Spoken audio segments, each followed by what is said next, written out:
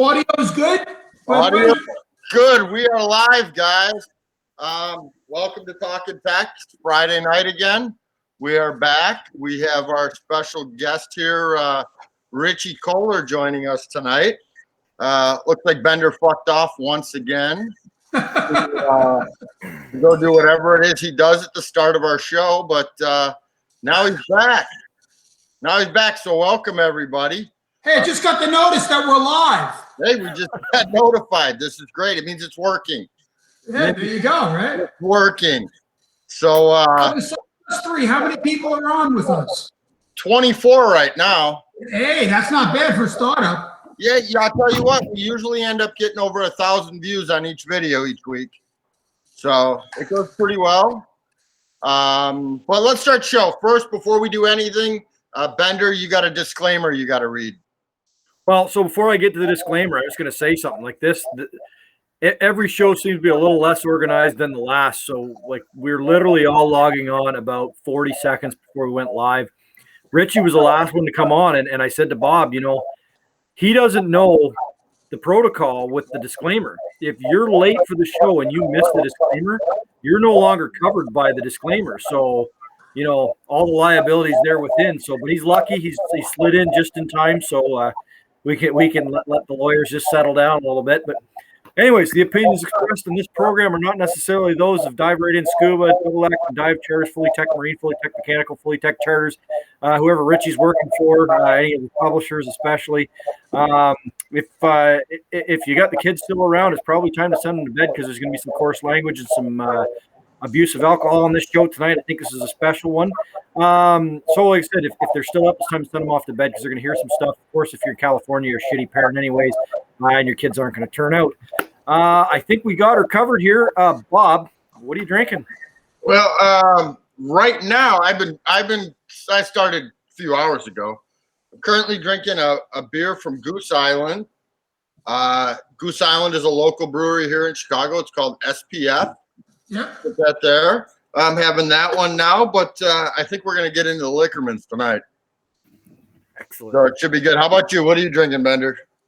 Well, in honor of Bob's birthday, because we all know what he really wants for his birthday, and since I can't mail him one, I'll just tell him how good it is. Another one from the Black Gold Brewery in Petrolia, and this one is Three Blondes.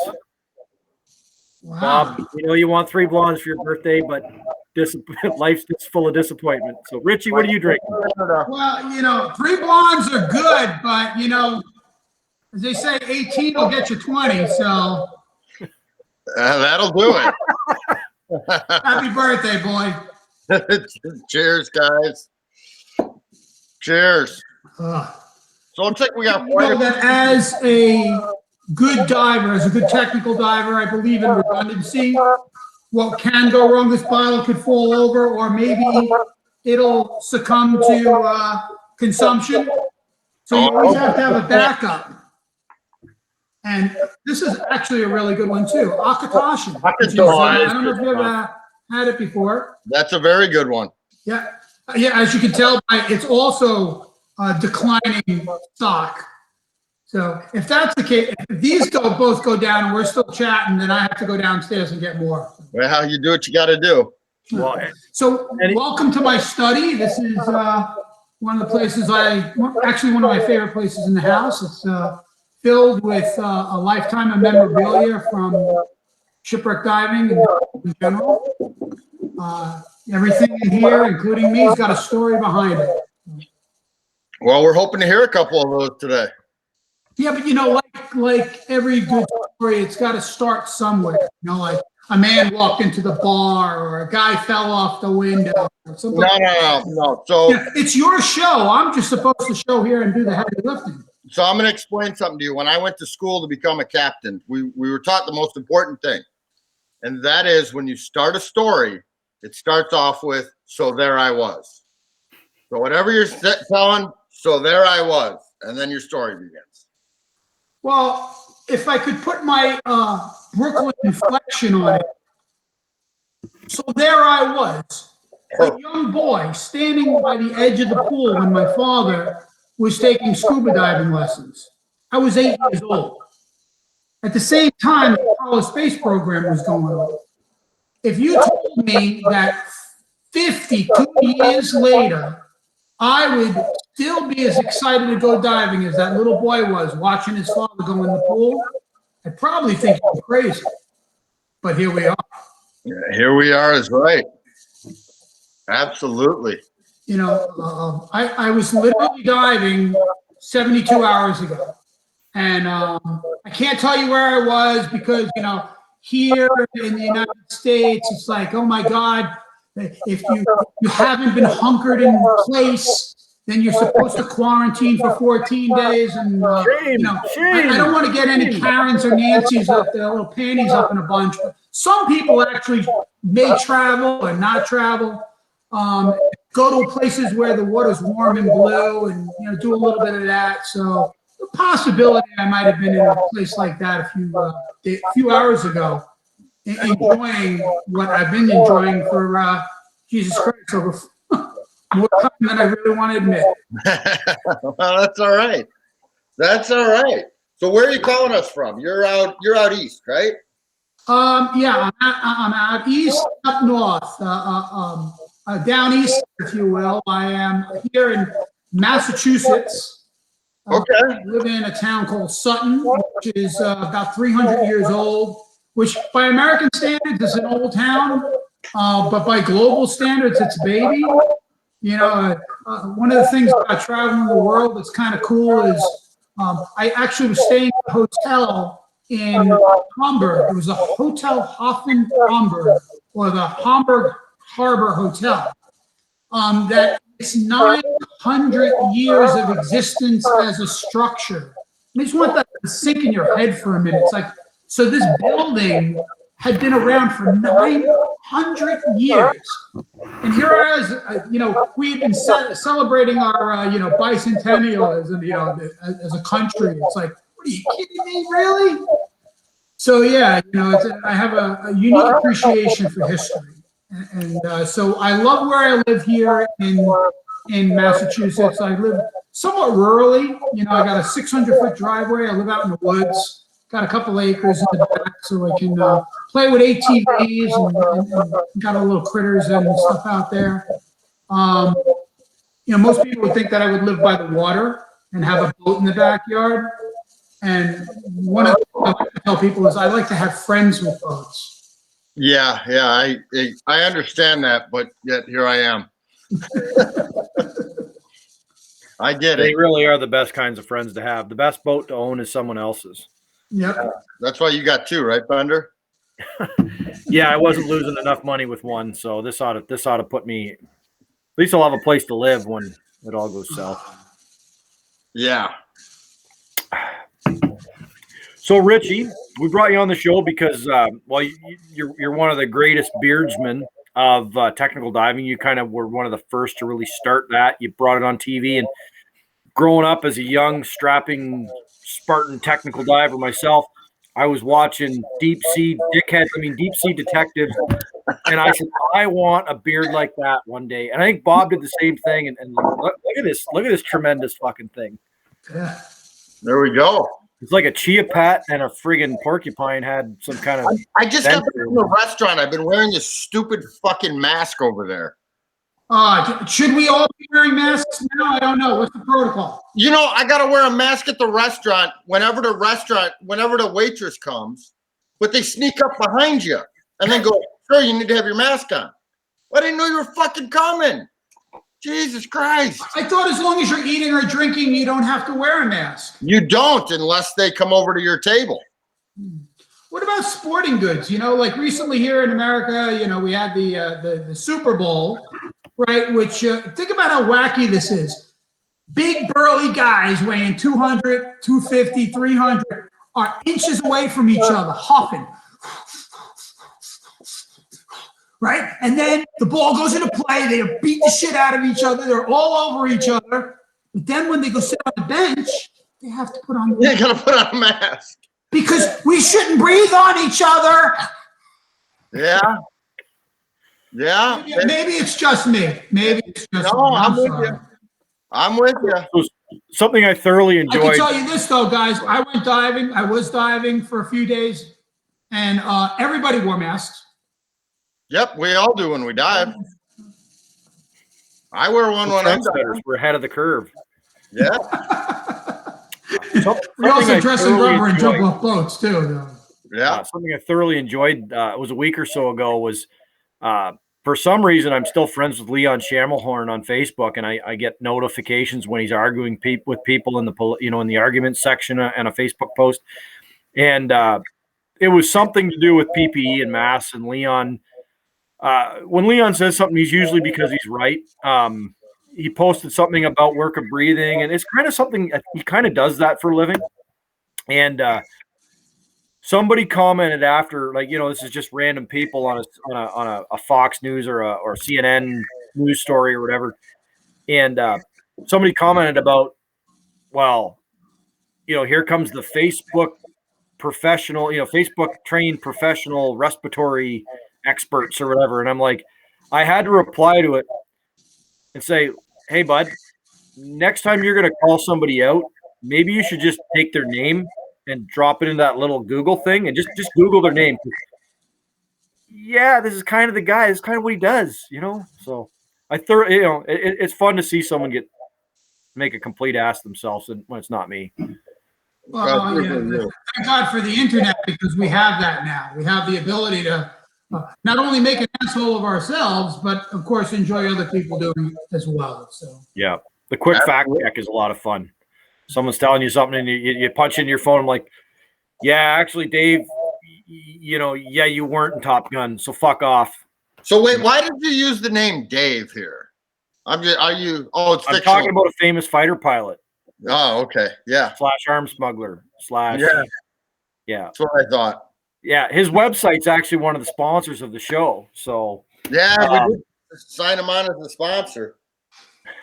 So there's a lot of self-proclaimed experts out there, and you know what the funny thing is? Like, a lot of them do have some experience, but they don't seem to have a really good clutch, because a lot of times they're putting their mouth into drive and their brain's not connected. If you know what I'm saying? Yeah.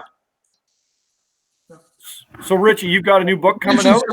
You kind of mentioned that I've been doing this a long time, and I have. Yeah. That's not boasting. I'm an old fuck. What can I tell you? I ran a long fucking time. But the reality is that, it's still just diving. We've got this term, and the show is Talkin Tek, but to me, it's just diving. Yeah. I love diving, and we got better tools now. We have incredible tools for diving now that were not even on the radar.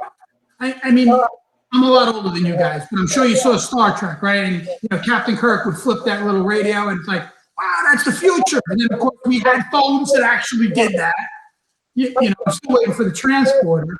But growing up as a kid in scuba diving, it's just been one level after another. 80 feet was deep, then 130 was like, oh my God, I'm diving to 130 feet. And then I'm doing decompression dives, and then, oh my God, I got a twin set, and then a dry suit, and then it just keeps going and going and going and going. And amazingly, we've been able to borrow and steal from the military and commercial divers, and a lot of really great people. I'm not just going to sit here and drop names that have brokered that deal, brokered the arrangement to what we call technical diving now, the advent, if you will, or the integration of Trimix, so that we could push a little further. The people like Bruce Partridge and others, Kevin Gurr, that are really in the forefront of applying computer technology to diving technology and integrating it into such a way that it's so user-friendly. The first diver computers were very difficult. They were very difficult to manage. They didn't work very well, and the algorithms weren't really there. So we lived through an incredible time. And right now, Jill Heinrich likes to say that anybody with a credit card can do these incredible dives. You just go with it, buy all this great equipment, get some great training. And it's easy to forget that we're all standing almost literally on the bones and the shoulders of a lot of people that have elevated us. You know, and on the bright spot too, this weekend, I was on a couple of different boats, and I was so happy to see a lot of young men and women. You know, not just a bunch of old, bald, gray people. Yeah. But a lot of young people getting into the sport. I know it's hard for them. You know, with a rebreather topping anywhere between $6 to $10 grand, and the training, and you know, you don't just start out with a rebreather. You know, you got to drop, you know, $5,000 to $6,000 before you even know you want a rebreather.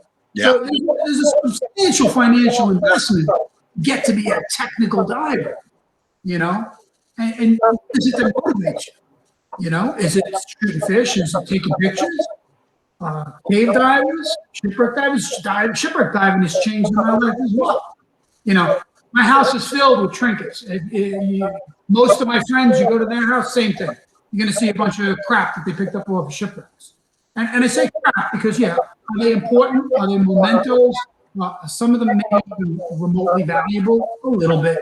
But the reality is most of the shit you can pick up at a thrift shop. You know, that's the reality.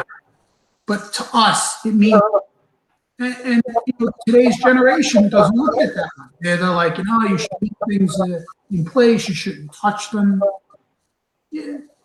It's hard for a guy, for me, to look at it that way. And it's also hard for many people that understand the dynamics of shipwrecks to have that perspective. So in a nutshell, that's technical diving from a 40-year standpoint.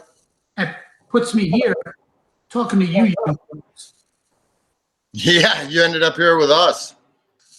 What I think is really cool is we're at a point in technical diving, and I think Richie's generation is sort of the pioneer generation. There certainly were technical divers before him, you know, the days of Cousteau and sort of leading into those early, you know, late 70s through the 80s was the Wild West. The 90s, they started to get their shit together. But we live at that time now where that first generation of technical divers, you know, Bill Rineker, Larry Green, the ones that survived are now getting to the age where they're about to hang the fins up. And, you know, there's always that mid-generation. You know, I'm probably not in the mid-generation, but there's guys and girls that got into tech diving in the late 90s and are still, you know, they're kind of the leaders in the industry now.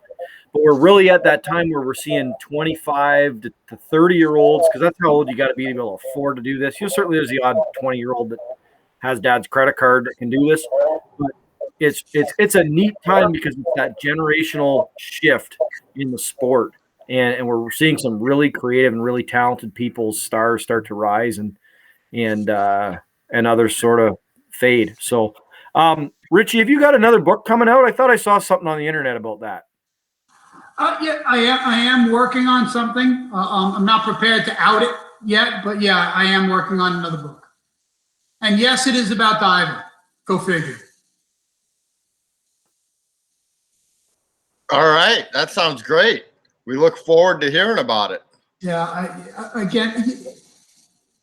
I'm too young for memoirs, so and I've never been one for a tell-all kind of book.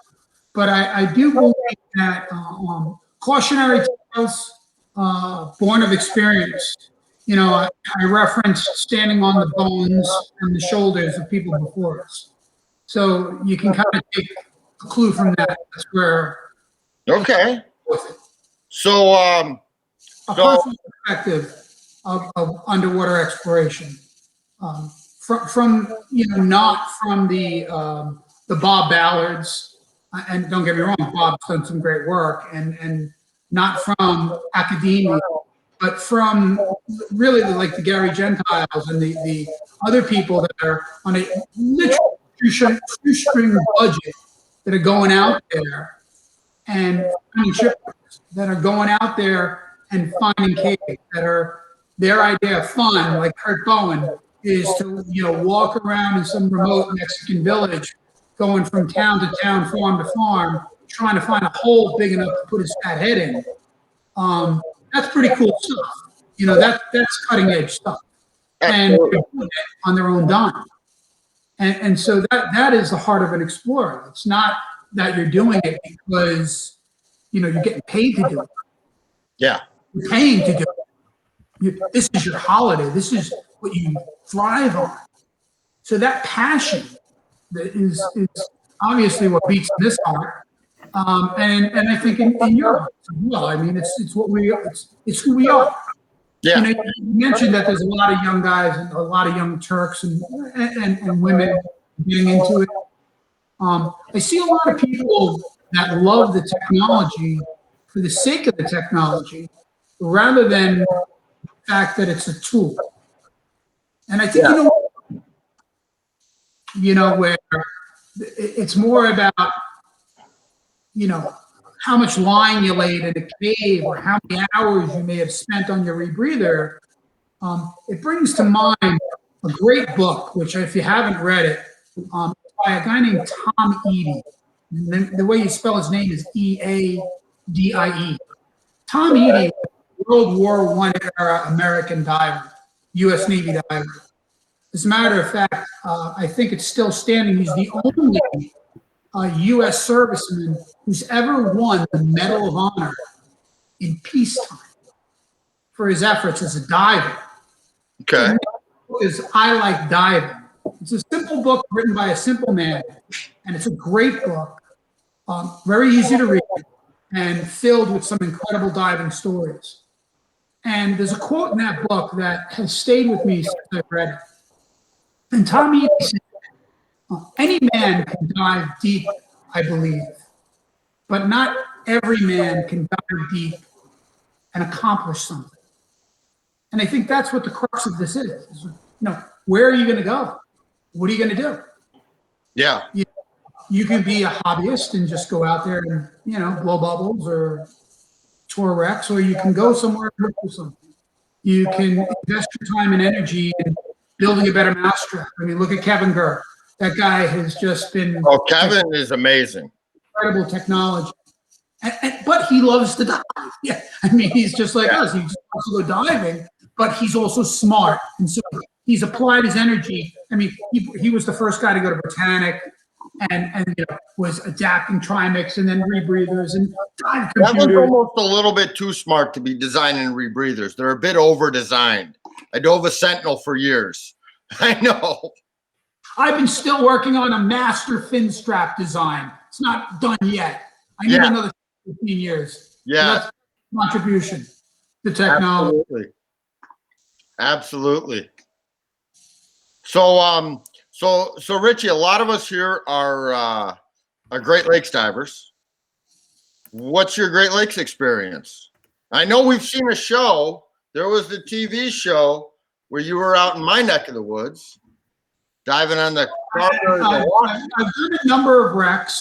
The two that I'm going to talk about, both are notable in that on both of them, really good divers had silly little problems. And I'll tell you each story.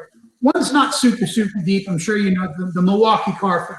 We dive it a couple times a week.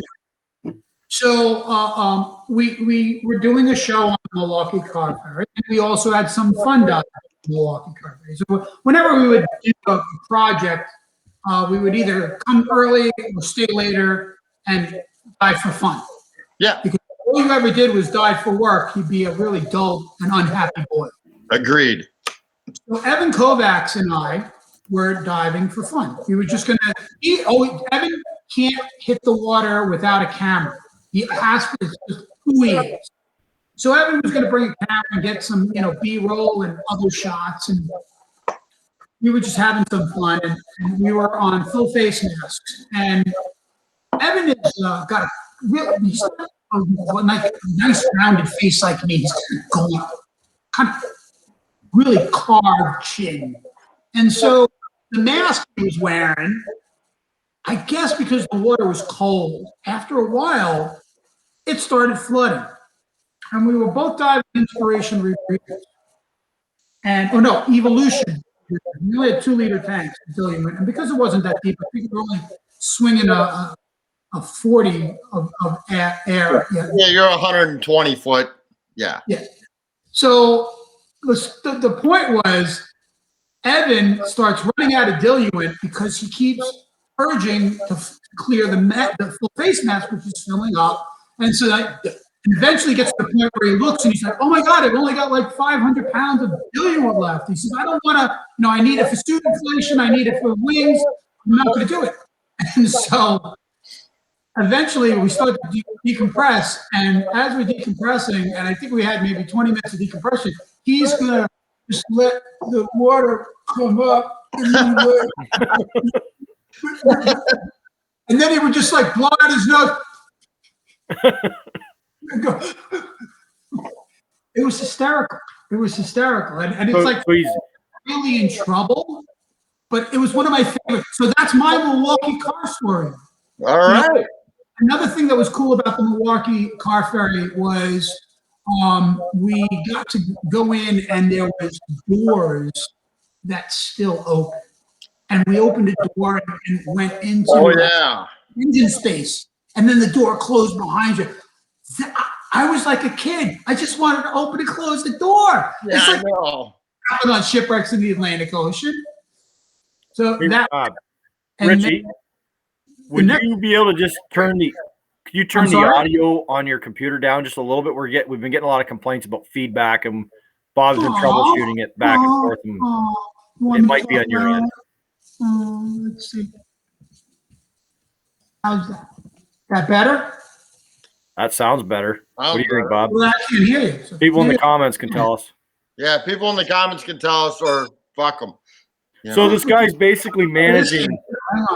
He's managing his O2 flushes and his mass flooding, and he's trying to time them so that they have to fall in sync with each other. That's what it sounds like. Okay. That's almost as complicated as mouth blending, the latest and greatest deck diving technology in development. That was developed by us here on this show after quite a few cocktails. All right. Is that better, guys? Yeah, that sounds good. Yeah, they're telling us it's better. All right. Good for them. Good for them. I'm happy. All right. So getting back to the next Great Lakes story is the Cornelia B. Windy. Oh, in Lake Huron. Yes, in Presqu'île. Love that. Yeah. So we were diving with a unnamed, I'm going to leave it as an unnamed Parks Department, U.S. Parks Department diver who was on open circuit. And the rest of the team was on closed circuit. He was the only open circuit cog in the wheel. And I don't know what happened. All I know is that he ran out of gas. And because national parks, he was national parks, and there was a competing agency on the boat. And he did not want to get on the boat and have anybody know that he ran out of gas on this dive. So, when someone gives you an out of air signal at like 180 feet, and you're like, well, this is an emergency, right? So, John Chatterton and I, we were like all over him, and we came up the mast because if I remember correctly, there was a shot line on the mast. Yeah, that's always tied in on the mast. Yeah. And so we're coming up the mast, and he had the presence. He was totally cool. I mean, yes, he had a gas management problem, but he was not like freaked out or he was totally in control. And he takes out a slate and starts writing and said, we can't let those effers on the boat know about this. Like, no, your secret's cool with us. And to this day, it's still cool because no one knows who I'm talking about except him. So there you go. That was that was really cool seeing the cargo still on the Windy 8 in the holds. Oh, I mean, there's glass in some of the windows still there. Yes, exactly. That wreck is incredible. So the only regret I have about the Windy 8 was the fact that I was diving wet gloves. Oh, what were you thinking? I wasn't. That was the problem. Jesus Christ. That was the problem. Okay, so me and another one of the captains over here in Lake Huron, he's a little tiny guy. He's like a real person, only smaller, Captain Sean. We have a big debate we're always going back and forth on which lake is better, Lake Huron or Lake Michigan. So John, his crew member there, John wanted to know what your opinion was. He knows mine. Oh, geez, don't get me involved. I already have so many enemies. What, I got to make another one? Yes. Okay, so what my choices are Michigan or Huron. So And I'm remember, you're on my show right now. Uh-oh, there goes the feed. So yeah, it's all good fun. I've never been politically correct, and I'm not going to start now. All right, but people always try to get me to say, "Yeah, what's your favorite dive?" And I half-heartedly tell the truth when I say the next one. Same thing. The reality is I've got a lot of great memories, but if we can't just live on memories, we've got to live on the promise of tomorrow. So where are you going to go? What are you going to see? Well, I think Becky says you're on, and Becky, you're just wrong. So, well, I think since we can't get Richie to answer this question definitively, I think it may be early, but I think it's time for Talkin Tek 20 questions. So, Richie, every episode we do, we have a guest on, and we ask him or her the same 20 questions, and it's kind of a slight little peek into the soul of our guests. So, are you ready? It's a speed round. You got to answer every question. Have you ever had a guest with no soul? Yes, we have. Okay, all right. Yeah, last week we were in somebody's bathroom looking at a mastodon tusk that was being desalinated. Man, we go deep. We also had Peter Sotis on live from prison. Oh, okay. Yes, that's pretty cool. Oh yeah, it was a good show. You should check it out. From prison. From prison. I'm going to have to check it out. The Bradford County Correctional Facility. Yep. Well, here's to me not ever being in a correctional facility. But if I was, call me up. I love it. We'll do that. We'll keep that in mind. I will drink that. Okay. 20 questions. Go for it. Gas or diesel?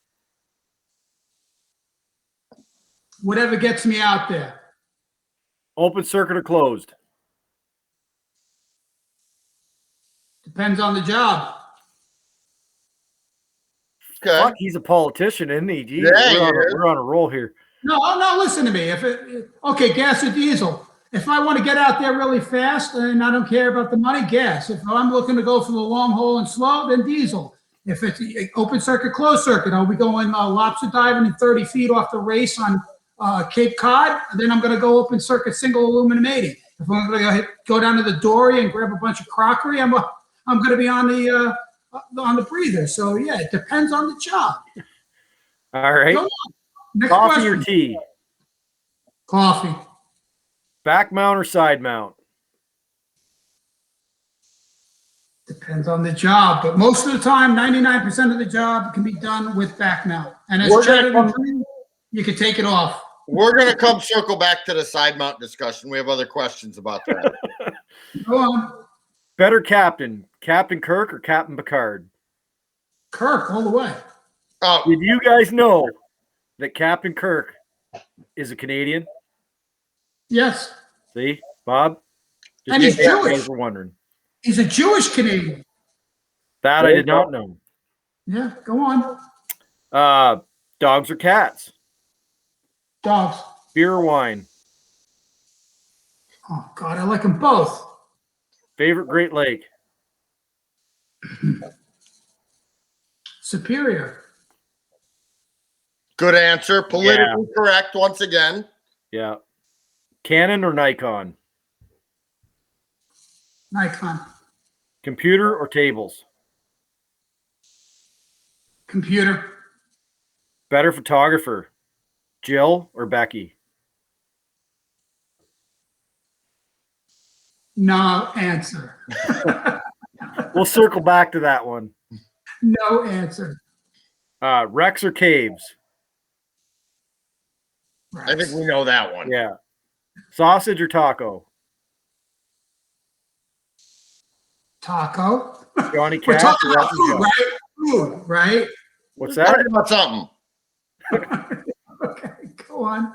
Johnny Cash or Elton John? Oh boy.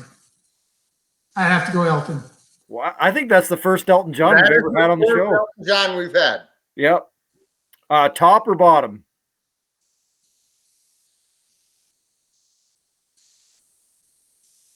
I'm waiting for the depends on the job. I'm trying to see where you're going with this, but I'm going to say top. I want to be on top. All right. All right. There you go. Power or sail? Power.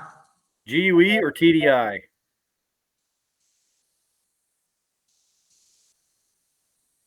TDI. Sweet or salty? Salty. All right. We got to circle back to the one question because we didn't get a good answer, and then we'll hit the last one, which is actually for Richie is going to be a great question. So we're going to change it up a little bit. Better photographer? Hefe or Jeff? You probably don't know him as Hef. Jeff Lindsay or Becky Schott? Becky. Oh, Hefe just dying inside. Oh, Hef. He Sorry, just threw the Hef. computer. Oh, guess what? Becky's my friend. And the last question we'll hit you up with is rust or wood? Rust. All right. That's Talkin Tek 20 questions. All right. That went pretty well. So I said we were going to come back. I figured you were going to like put this together in a melange and it's going to throw it back at me. Like, okay, so Richie likes to be on top and salty with Becky in Lake Superior. I figured you were going to put this Listening to back. Elton John. Well, let's see. As long as Elton John could drive the bus that uses gas to get there fast because he's the rocket man. It just You're all not coagulates. creative. But you just explained it all to us, so there you go. I thought this was coming together, but go on. So let's come back around because we have a debate on this show every week, really. Go ahead. I think we agree on this, Bob. It's not so much a debate. It's just we like to throw shit at side mount people. Well, we Except do. for Ed. Do you Ed's have cool. opinions on side mount on boats? Well, you know, you got to remember before side mount was a thing, Chatterton decided to take his perfectly good back mounted twin set off and leave it outside and sling a bottle to get over an obstruction. He's not the first guy to do this, but he may be the first guy to ever do it in 230 foot of seawater, 60 miles offshore inside a shipwreck for purposes that weren't, that were truly altruistic.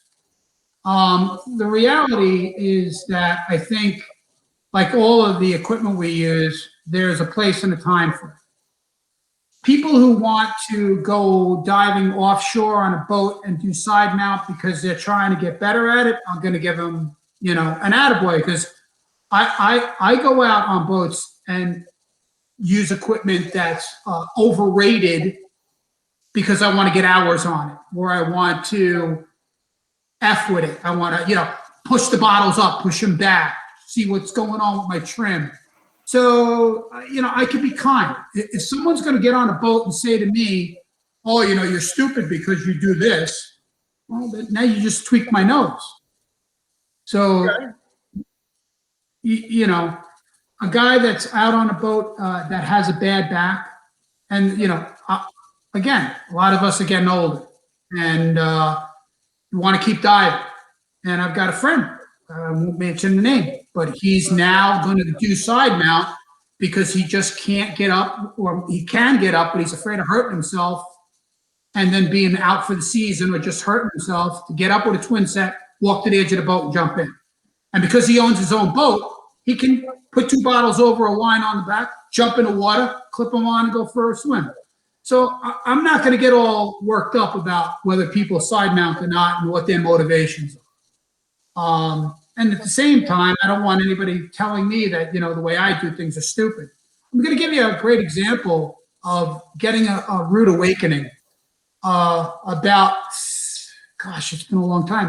I think about 12 years ago, I went to France and I met a bunch of, obviously, French wreck divers. And they were wearing their twin sets. This was before I was even on, actually, it's 15 years. Had to be 15 years. It was before I was on a rebreather. They were wearing their twin sets upside down with the valves at the bottom. And I'm like, why are they doing it like that? But to them, it made sense because that was a better way of isolating and shutting off and opening valves. And, you know, it was the first time I really got exposed to the idea that there's more than one way to skin a cat in technical diving. And just because it's not the way you do it doesn't make it right or wrong. It's not the way you do it. And in that light, in 1999, which is God, over 21 years ago, I went to England and I dove with Lee Bishop and a couple of other Brits that I met on that very first time. And I found out that you don't have to anchor and grapple into a shipwreck. You know, you can do what we now call hot drops, and you can shock the wreck. And all of a sudden, diving became a lot easier. I mean, a lot easier. Oh, nobody likes grappling the wrecks. It's a pain in the ass. We've all done it. It's a pain in the ass. Right. But until somebody shows you a better way and you grow up, it's the only way you know. You know, I can't tell you how many times as a kid working on the Wahoo or the Seeker or the Sea Lion or the CN or the Sea Hunter, where I would have to carry a chain over my shoulders and walk along the seafloor or the wreck, pulling line to get somewhere because that's the way we had to do it. The boat captain wanted that anchor or that grapple at this point in the wreck.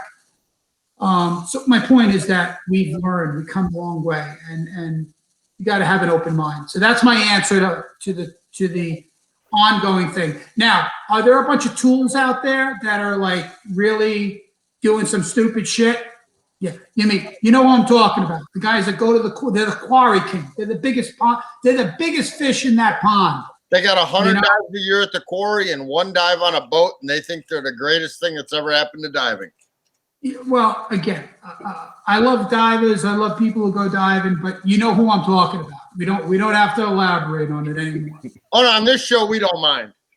No, We got a disclaimer. You can name names. It's just a coincidence. I listen. Richie, there was a disclaimer before we started. So all there by the grace of God, go on. Okay, there by the grace of God, go on. So, Bob, can you name one thing that you miss since all this, like, you got to name one single thing with all this coronavirus bullshit? There's a million things that we all probably miss, but what do you miss? I'll tell you what. I had this conversation with a couple people I'm teaching with right now. I'm actually teaching scuba right now at a high school. We got 42 kids this year. We're trying to get through with COVID restrictions and everything. And we had this conversation with one of the teachers, and they asked me, what do you really miss? And you know what I miss? I want to go to a fucking bar and sit down with my friends, have a beer, and just bullshit with them. Then go to Florida because you can do it. But you can do anything in Florida. I mean, Florida doesn't matter. But I want to go to a bar. I want to go see my friends. It's going to descend upon the state of Florida now. Absolutely. You know, like I said, we were just in some undisclosed location, and it was really incredible to be able to sit at a bar. And I literally said this at dinner tonight. You sit at a bar and you could talk to the person next to you, just like it was the real times, you know. Yeah. Before this. But if you get up to go take a leak, to walk across the restaurant, you've got to put your mask on. Because God forbid you should breathe on somebody while you're walking. I know. So, Richie, what do you miss about all this? Fucking sanity. I think people are out of their fucking minds, to be honest with you. Yeah. You know, you've got people that are crazy. It doesn't matter which side on the political spectrum you are. I don't want to make this a political thing, but people are out of their fucking minds on both sides. And you know, they're forgetting, they're so caught up in their extreme views that they're forgetting the big picture. And it makes me wonder, have we as a, you know, a culture, as a country, always been this fucking crazy? Do we need something? You know, I keep hearing people refer to when there's a national tragedy, whether it was World War II or 9/11, everybody's kind of puts down their differences, their craziness, if you will, and they can focus on an enemy or a problem. I wish that would happen. I mean, I didn't want a fucking meteor to land on Puerto Rico or nothing or something like that, God forbid, but what is it going to take for people to come together? Because I'm just really tired of the political views getting in between people's ability to just, get along. Absolutely. Richie's hit on something there, because we come to a point where, a generation ago or a few decades ago, we kind of looked out for our neighbor, and now we look out our window at our neighbor and we rat on them if they're, if their trailer hitch is hanging over the sidewalk, or that's a weird car in the driveway and we're supposed to be isolating. I'm going to call that in. And, we forget that our neighbor, they have a family too. They're real people. They're just like us. They're trying to get by. And he's right. It doesn't matter what side of the spectrum you're on. The guys on the left hate each other and hate the guys on the right, and the guys on the right hate the guys on the left just as much. And it's fucked, right? Like, it just. Agreed.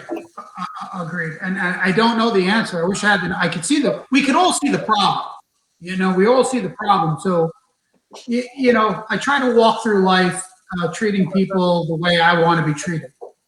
And that includes my demeanor with your questions and in the bigger scheme of life. Oh, well, wait till you see how we end this show. Go, boy. Go ahead. Hey, listen. I've had people write hate books against me. You think that you guys are going to throw poo at me? I'm not going to, be able to handle it. I go to the monkey house at the zoo. Well, we'll see how it goes.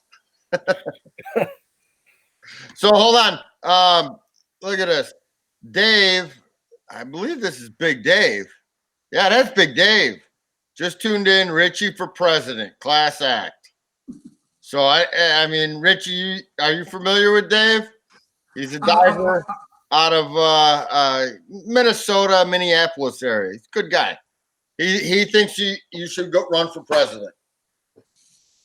Probably not going to be able to make it. I'm pretty sure there's a few skeletons in my closet that would happen. I'm not even an American, but I voted in the last 3 elections, so I'd vote for you, Richie. That seems to be the problem in America. Did I say? Are we live? We can get you votes. I live in Chicago. Everybody in the cemetery votes. That's what I hear. That's what I hear. So, Bender, what do you miss about since this whole COVID thing started?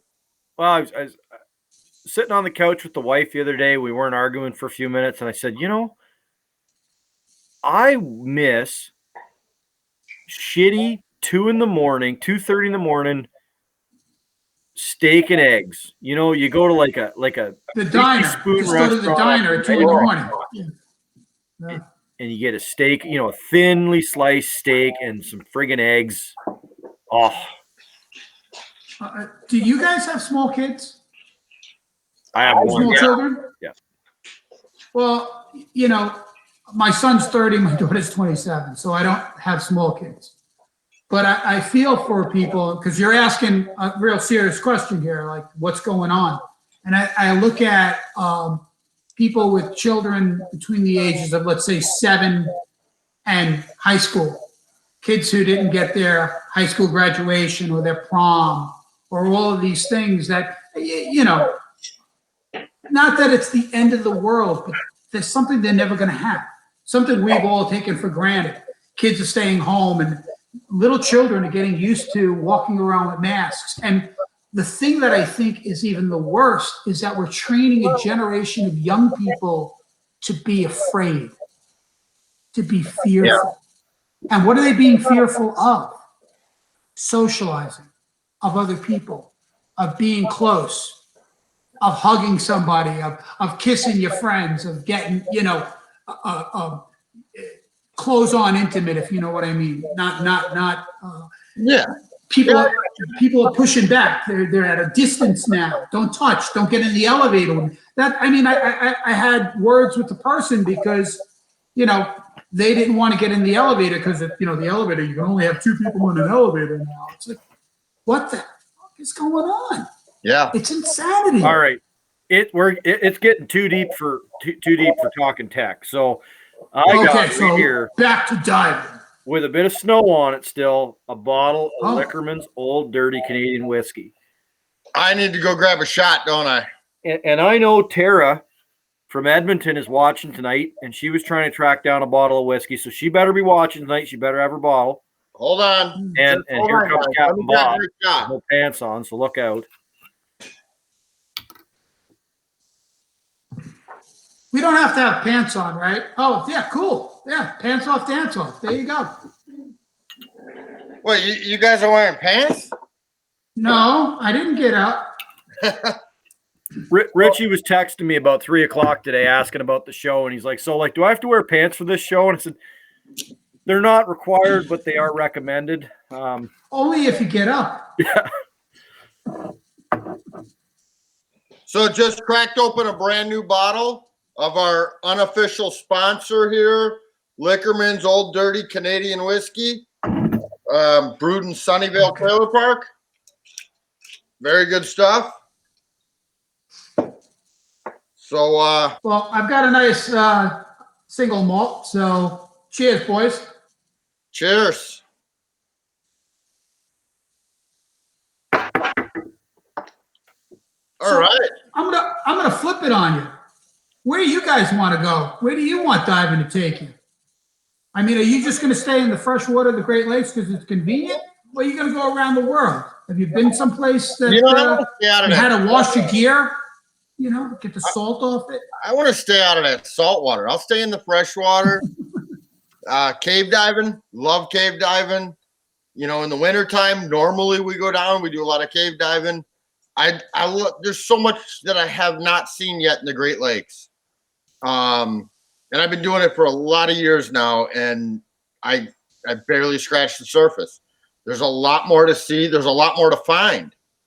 And I want to spend some more time out there. I've been out recently searching for some new wrecks. Last summer, I spent a lot of time out there searching.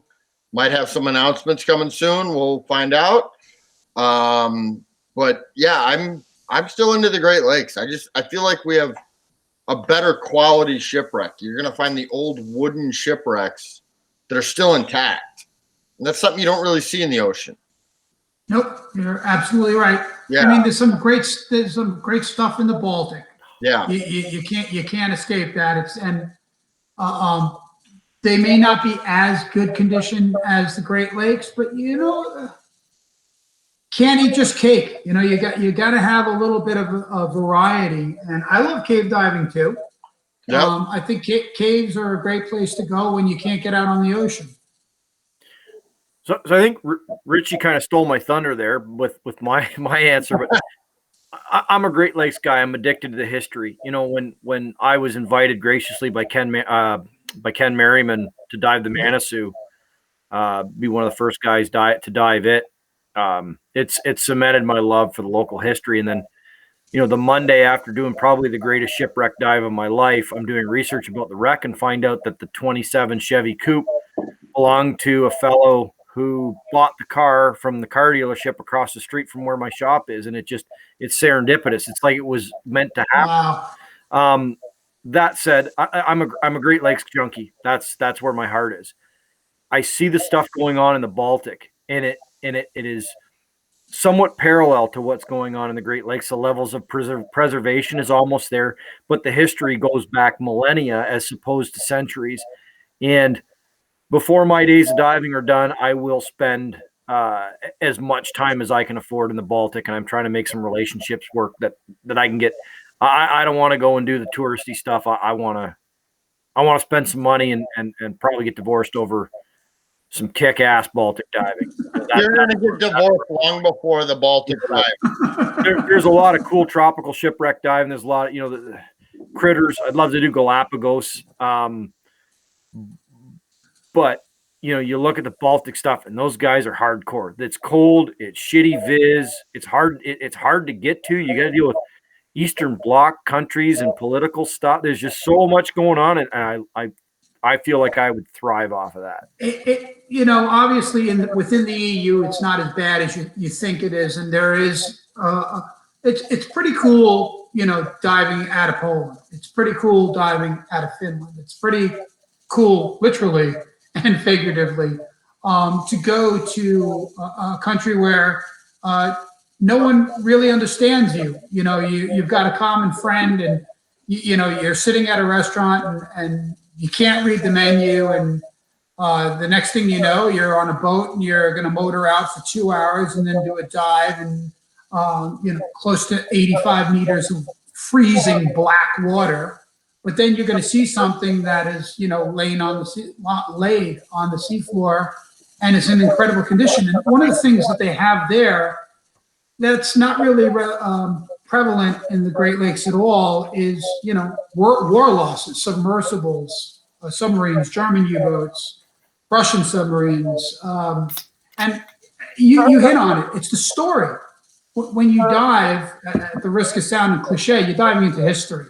And so if you really enjoy history, then you're bringing that story in your mind when you're going in the water. And so if you're not taking artifacts, what's the takeaway? Imagery and the memory and the story and the experience. So you're part of it, and you've kind of made yourself part of the story by doing it. So I think there's a lot to be said for diving everywhere, including the Pacific. And you're right in that it's beautiful. The Truck Lagoon and some of the deeper wrecks in the Solomons, they're not going to be around much longer. In our lifetime, I half expect the next Titanic expedition to go out and come back with terrible news that, the sides fell off and she now looks like a rubble field, which is the inevitability. It's going to happen. Yeah. It's just a matter of time. All shipwrecks, even the ones in the Great Lakes, will eventually biologically implode. They're going to rust, deteriorate, and go away.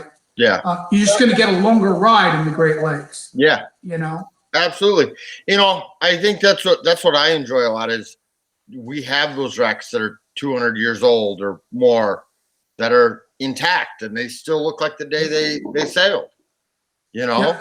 I really love the history behind them. But that being said, I want to get out. I want to go do some diving. Pete, I'm going to go out and I'm going to do one of your truck trips one of these days with you if I can ever travel again. I know Pete's watching now, so I'll be out there. Pedro's a class act.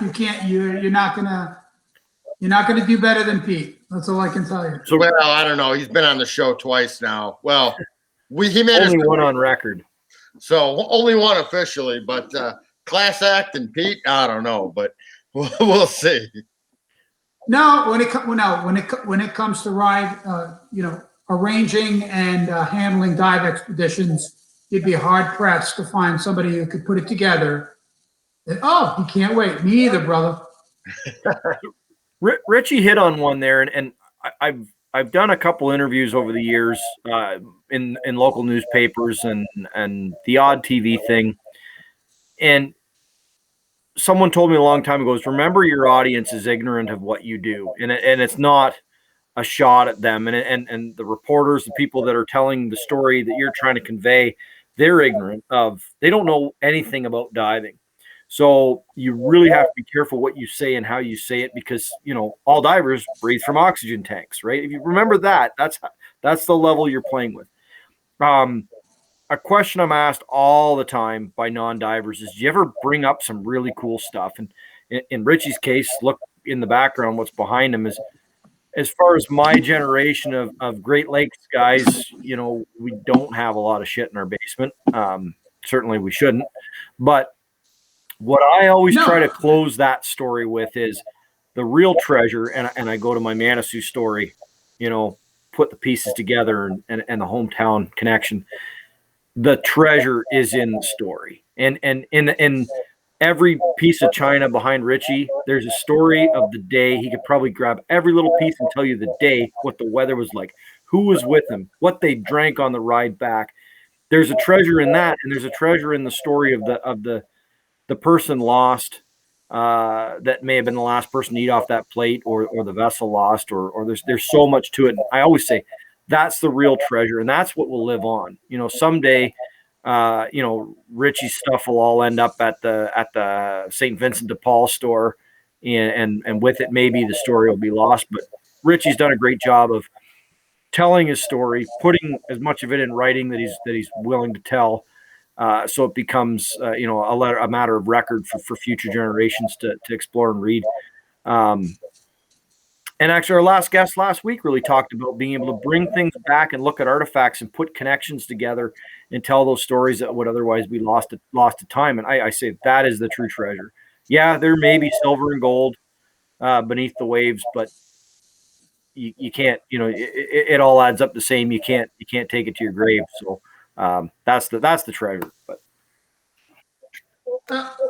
two things on what you just touched on. First off, I've written articles mostly for a wreck diving magazine and a few other trade magazines about the legal issues of salvaging artifacts. There is room within the law for the recovery of artifacts, and you have to play by the rules. You can't go to Truck Lagoon and take things. You can't go to the Great Lakes and take things. But you can go into international waters and salvage things from shipwrecks that are truly abandoned. You can go to the English Channel or in waters around Great Britain and salvage items and report them to the receiver of wreck. And if there's no claim against them, you can have it. This is the rule of salvage law, admiralty law, if you will, that's been established for hundreds of years. So there's a precedent towards the recovery of lost items. And you're right. Some people, and believe me, I respect the law. Wherever the law says we're not supposed to take things, we're not supposed to touch them, you have to play by the rules. That being said, I can personally tell you, without a shadow of a doubt, that if the teams of divers who visited the Andrea Doria in the 80s and 90s hadn't gone to certain places and recovered a lot of the crockery. Now, don't get me wrong. The Andrea Doria has been built up in many people's minds as this incredible dive, the Mount Everest, and it is a challenging dive, but it's not a pretty dive. It was never a pretty dive. It was a pretty wreck, but it's not anymore, because all of those wonderful places we would go, the dining rooms, the bars, they're all gone. Every single deck that we explored in those years is now a crumble of steel, a twisted melange of broken pieces of metal. And if we hadn't gone and filmed it and recovered those objects, they'd all be gone or broken forever. So, yeah, I say that quite often too, because the types of the areas that we're diving, you look at stuff in the Great Lakes that it is going to take thousands of years. Richie's right. Eventually, the Windy 8 will be nothing more than basically a fungus on the bottom, or pickup sticks. Eventually, she'll give way. It seems, but let's stay with the realm of law. Because in the Great Lakes, like I said, a wreck like the Windy 8 is going to take 1,000 years to deteriorate, where a wreck like the Andrea Doria in our lifetime is going to be flat. And you're absolutely right. Every single one of those plates will be basically crushed into dust by these rusty plates as it comes apart. So it's a different animal. And I certainly don't judge people for lifting stuff off of any of the stuff in the Atlantic or the oceans for that matter, because it's going to be lost to time. Certainly in the Great Lakes, some of the pilfering is sort of disgusting. It is certainly slowed down as laws and stuff has adjusted to it. It's just knowing the area, knowing you're 100% correct about the wrecks being a static environment, and so people have the ability to go to Ginelda and all get their picture taken by the bell, or in Becky Kagan's case, to go and get those incredible photographs of a piano in a shipwreck. Mind blown. Piano in a shipwreck. Yeah. Oh my God. Yeah. That's great stuff. But the same breath, I have gotten crap on social media because I posted a picture of a lantern that I had recovered off of a wreck. How dare you? No, Well, I'm kidding. in 70 feet of water, 30 miles off Georgia. And someone said, well, you've taken that and I'll never be able to see it. And I respectfully said, you would have never saw it anyway, because I had to use a scooter to dig down 6 feet of sand and excavate it, and then went, oh my God, there's a lantern. How cool is this? And popped it out. So you could have visited and gone and seen the sand, or you could have the knowledge and the wherewithal to go out there and put your money where your mouth is and spend the whole dive excavating with the hope of finding something. Yep. Again, within the letter of the law, playing by the rules. You have to play by the rules. That's the most important part.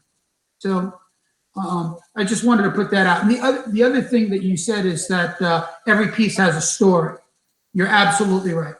Every single artifact to me is a memento. And I think the best treasure, believe it or not, it's going to sound like I'm, mushy and stuff, is really the friendship that I've established with people through my entire career, my entire life of diving. I've got lifelong friends that I've made, shipwreck friends, friends who don't dive shipwrecks, they're just divers, some that have never dove deeper than 100 feet, doesn't matter.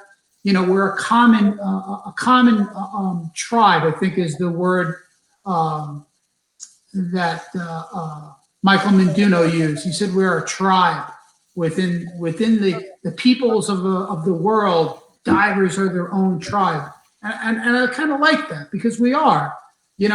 I could be driving in Canada, I could be driving in the UK, but if you're driving down the road and you see somebody who's got a dive sticker in their window, you're gonna slow down and look at him. You're like, do I know that guy? Unless he's got a side mount silhouette, in which case you give him the Trudeau salute. You're not going to let that go. This dog's got a bone. This dog's got a bone. So, speaking of fuck that guy, and look at Bob's hat, and it's getting. I like that hat. That's a cool hat. It's very appropriate. Today on our show, we consider this Fuck Off Friday. Okay. So, what we do is you think of somebody who just needs to be told to fuck off. We all know somebody right now. There's something that happened in your week that some guy needs to be told to fuck off. So we use this show to tell them. Okay, so Bender, why don't you start off Fuck Off Friday with who needs to fuck off? Oh, where do I start? This was a week. Come to a shop with no heat on. Fuck off. Okay, so COVID, people can't go to stores. They're buying shit on Amazon instead of from their local small businesses, mom pops, just screwing everybody. That's fine. They don't need to fuck off. The Canadian Postal Service, Canada Post. Dad worked for them for 40 years. They treated him pretty good. So they don't need to fuck off too much because he's still getting a pension. But they have had triple the tonnage in parcel handling in 2020, 2020, and 2021 so far. Yet they still remain unprofitable.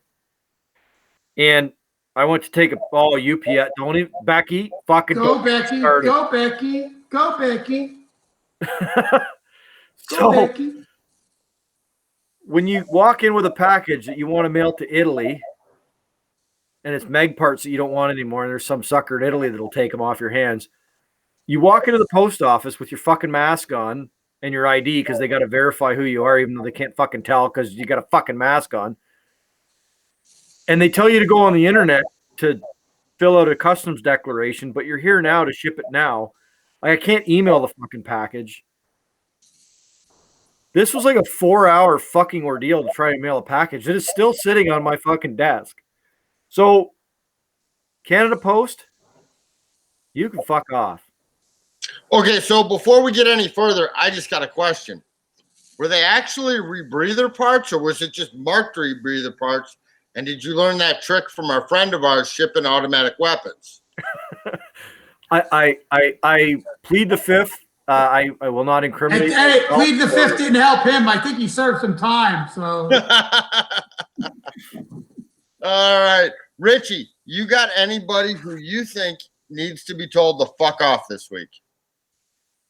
yeah, I do actually. Generally, I try to be a,